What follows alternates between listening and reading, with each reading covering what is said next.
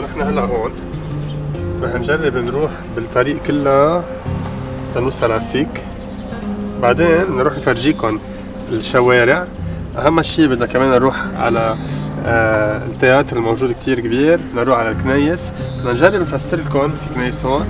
واهم شيء بعدين بدنا نجرب ناخذكم على بعيد كتير لتشوفوا كيف بلشت بترا وكيف خططوا لها. ما فينا نجي نقول بترا هي مبنى، بترا هي انا بالنسبه لي من اقدم الأوربانيزم اللي صار بتاريخ البشريه.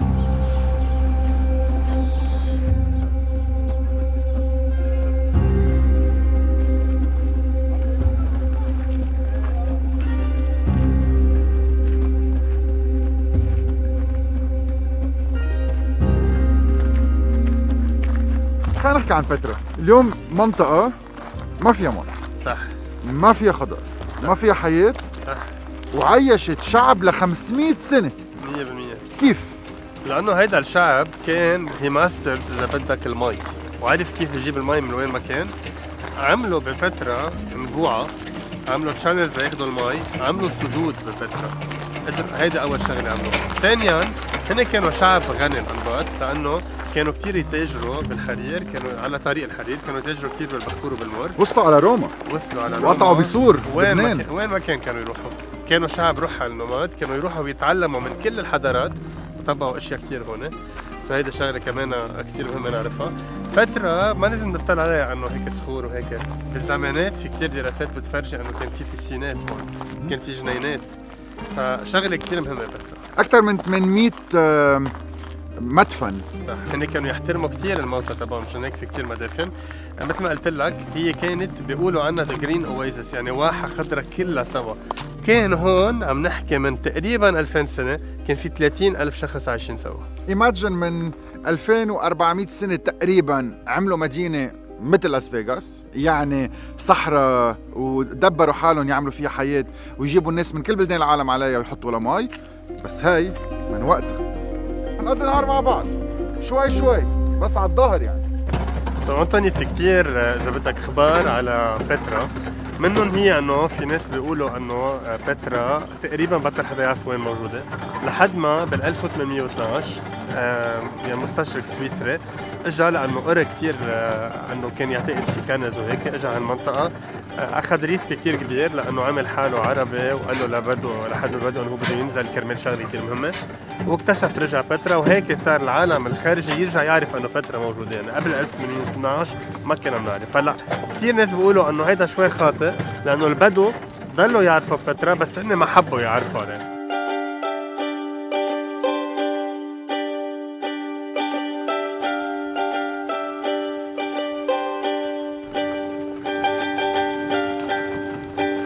وصلنا هلا على الكوريدور. انا بسميه، انت شو بتسميه؟ سيك. سيك. ايه مثل يعني كانيون كبير. اوكي. فهون انطوني اول شغله في شجرتين استقبلونا. عندنا تينه من هالميل. تينه ومن ورانا عندنا نبته الريسان او الخروع. هيدا تينه كثير كثير حلوه، تحتها في القراص او الحراق النتل بالانجليزي. هون انطوني عندنا نبته الخروع. هيدي أكثر نبتة سامة بالعالم حسب الجينيس بوك، بنفس الوقت عندها فوائد كتير طبية. بحس أنا هون مثل هالشجرة عم بتقلنا بترا، بتحترموها بتعاملكم منيح، ما بتحترموها بتتفاجئوا.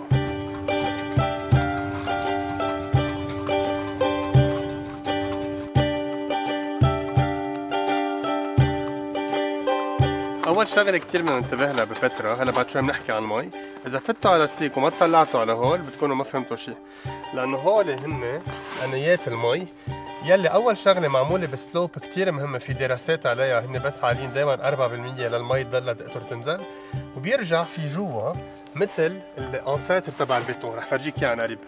بتعرف أنطوني أهم شيء المي هي نازلة تضلها تنزل، فتخيل في شي مطرح نقطة وهيك تخلي المي كلها تفل. فاخترعوا العنباط مثل مادة بحطوها بتعزل، وهيك المي بتضلها نازلة مطرح ما بدهم.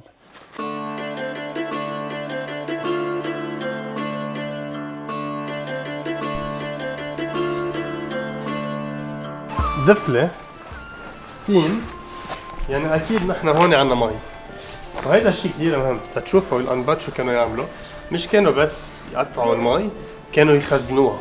وهيدا واحدة من السدود أو البرك والستار الموجودين ورا فالمي دايما يخزنوه على جنب. وليكم أنا نبتة لقينا أنصمة يلي هي نبتة بتطلع على الحيطان كمان كتير حلوة، فيها تكون زرقاء فيها تكون أورنج، منا مزهرة أنا عارف.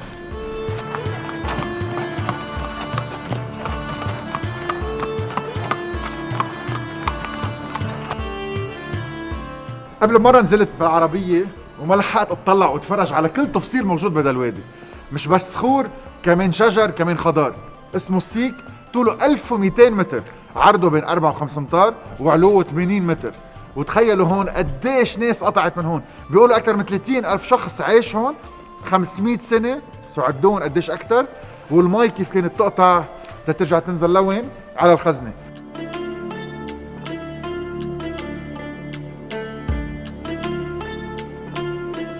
هون بدنا نحط الاشياء بالاطار عن 2000 سنه.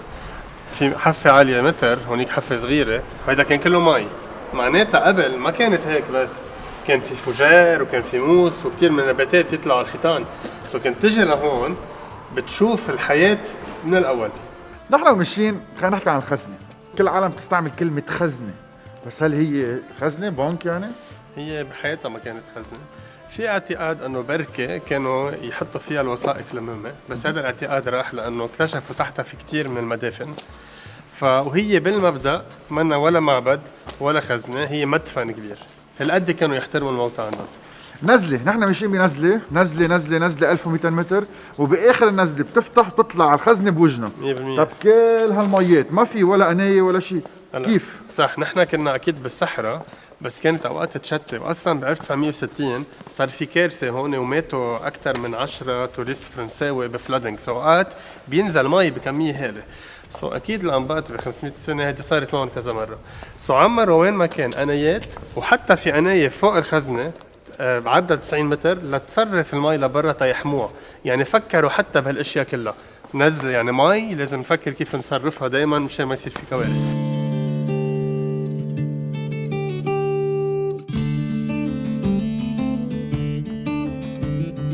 طب اليوم الخزنة اللي رح نشوفها بعد شوي، هل هي ركبوها سقالات طلعوا من تحت لفوق، من فوق لتحت؟ نعرف كيف تعمرت؟ هن اللي كانوا يعملوه اولا مثل ما قلنا انه ما في شيء معمر، هو كله محفور. شو كانوا يعملوا؟ كانوا يطلعوا على العالي لفوق، كانوا يحطوا مثل حديد ويعملوا مثل سقاله صغيره ويبلشوا يحفروا، وهن ونازلين يرجعوا ينزلوا الحديده ويرجعوا ينزلوا. بالاخر يصير في مثل كتير تحتهم تراب يستعملوها يعربشوا بيحفروا عليها. الانباط طريقتهم كانت من فوق لتحت، بس طريقه كتير مدروسه، ماتيماتيك جيومتريك. وكانوا الاشكال اللي يعملوها لانه كانوا كتير يسافروا، بكل مطرح رح تشوف مدفن، معبد، وات ايفر، دائما في اثارات من حضارات قبلهم. صار وقت نحكي عن ارقام. صح. ارقام كبيره، ارقام كتير مهمه. مزبوط. بنبلش بيه، كل انسان كان يشرب او يستعمل 8 لتر مي بالنهار. تخيل روما ما كان عندها هيك بركه. اوكي، 2 عندنا كان 125 مايل بايب لاينز تتجه المي من 8 نبوعه موجودين، اهمهم عين موسى اللي رح نروح عليه بعدين.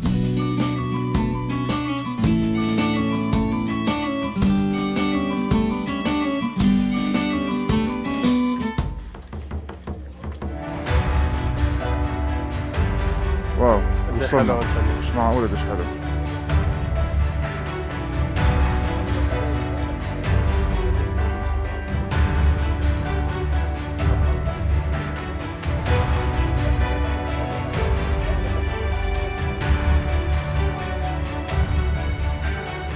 حكينا عن كثير اشياء، خلينا نبلش فيهم اذا بدك. نرجع نقول انه محفوره حفر مثل عن جد يعني طلعت عم بقص قالب جبنه، مثل واحد عم بيحفر بخشبه 100%. على شيء كثير كبير. صح. اول شيء بدنا نعرف انه كيف هذا الحجر على الشمال كانت كلها هيك، فهن لقيوا طريقه ليطلعوا لفوق. اذا بنتبه في هول الحجرتين الاساسيات اللي فوق، هن وين وقفوا حطوا حديد وبلشوا ينزلوا. اذا بتنتبه كيف هذا التريانجل يلي هون ويلي هون كلهم كانوا موصولين بفرد وحده، مبين كانه كيف حفروها، وبتنزل نزول كلها سوا.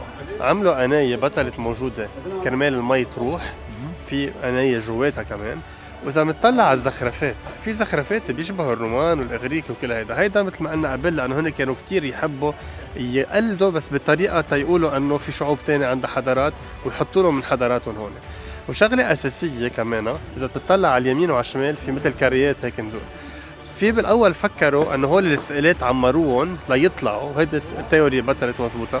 هول الناس يلي فكروا انه هون في خزنه وفكروا انه في مصاري، فكروا انه بحطوا المصاري فوق، سو يطلعوا لفوق عملوا هول كلهم ليعربشوا ليشوفوا اذا في خزنه او تراجر فوق. بس هيدا التيوري راحت كليا.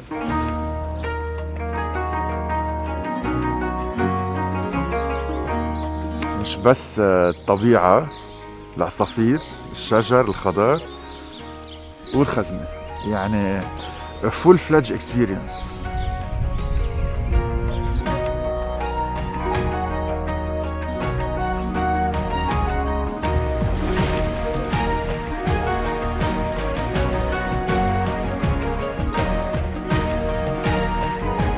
كانوا الأنباط ينحتوا في شيء دايما جامع بالعمارات تبعهم يلي هو الأشكال يلي كيف بينزلوا بدرج. هيدا كان كله ليزبطوا الأغلاط يلي بالصخرة لتطلع بعدين جلسة، إذا كانوا عم بيعملوا واجهة تطلع جلسة.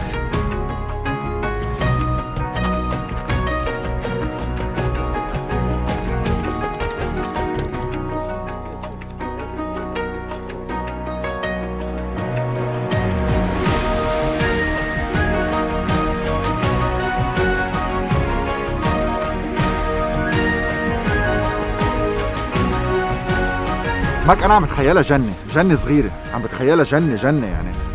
المي قطعة بالنص، أكثر من 10,000 شخص كان بيساع ورانا، بيوت وين ما كان، كيف ما تبرموا عيونكم بتشوفوا جوار بالحيطان، كيف ما تبرموا يعني. أسواق تجارية، امباير، محلات. وبيقولوا انه البيوت ما كانت كلها بهذا اللون، كانوا يزخرفون يلونون، وكان كل بيت عنده المي تبعه ويزرع، سو بدك تعتبرها مثل جنة خضراء.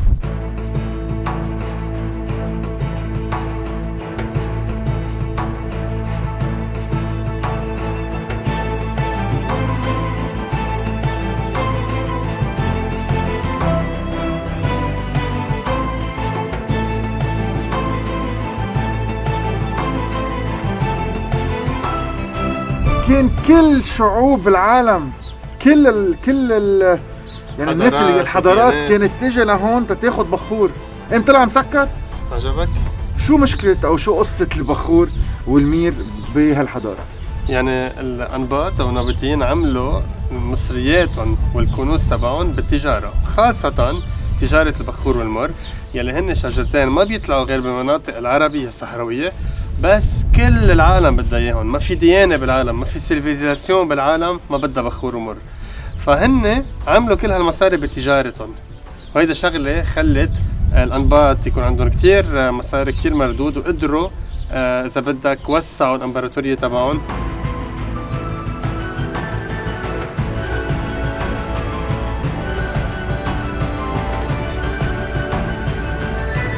شايف أنطونين؟ بطنة طالعة من الصخر، لما الحياة بدها تكون ما في شي بوقفها.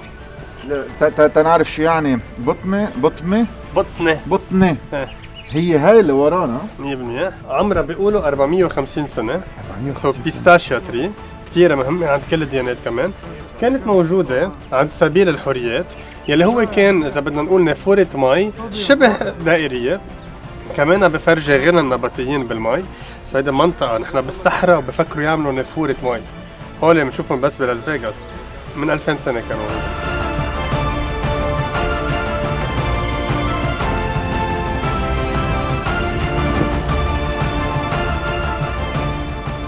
فعلا واحد ما بيصدق شو عم يشوف، على اساس انه البتراء هي الخزنه، بس هي البتراء اكثر بكثير من هيك. فينا نعمل عنها حلقه واثنين وثلاثه واربعه.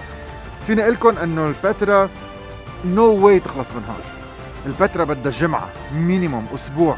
البتراء كيلومترات، بنايات، جوار، حفر، فن. البتراء شغله كثير كثير كثير كثير عظيمه.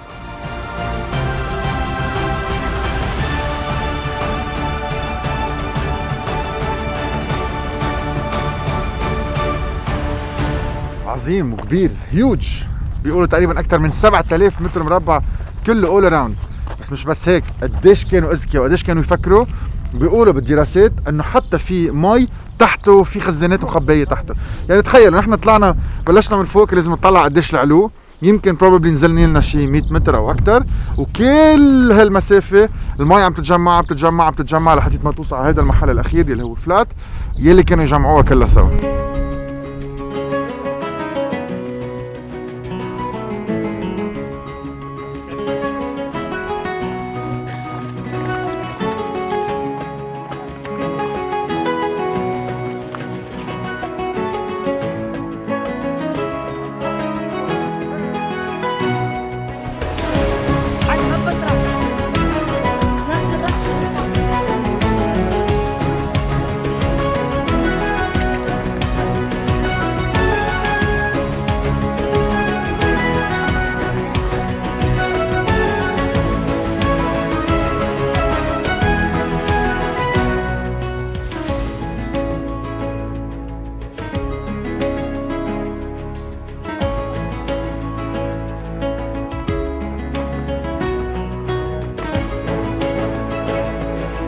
بتريحوا شوي الدرير لانه صار معنا وجع.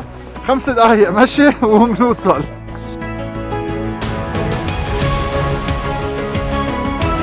حلو كتير. وقفت اخذ صورة بس انا ما تعبت، بس حسيت في صورة حلوة.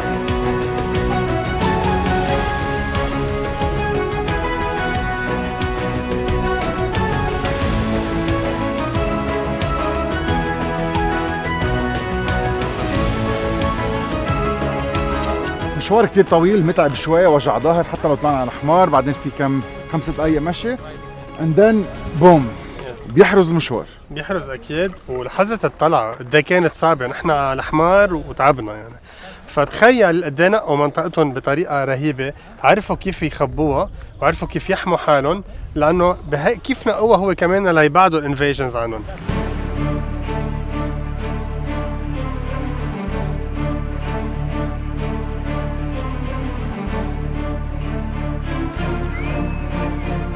واو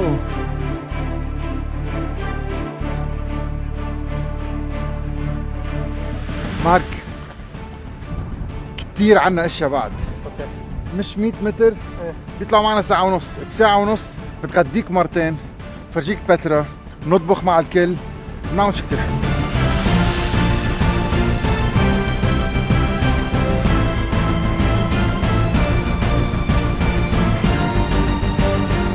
وصلنا على 8 ونص، صار قطع تقريبا اكثر من 4 ساعات ونص، اكثر من 5 ساعات، وبعد ما شبعنا وبعد ما عملنا شيء، بعد ما عملنا يمكن نصها. فيني اخبركم انه باخر كل نزله في طلعه، فمن بعد ما نزلنا انبسطنا وتسلينا على 4-5 ساعات، في طالعه اول ذا واي اب. فاذا عاملين حساباتكم انه تجوا تقضوا ما بعرف ساعتين، في منهم ساعه نزله ساعه طلعه. فهلا نص الطريق حصان، نص الطريق حمار.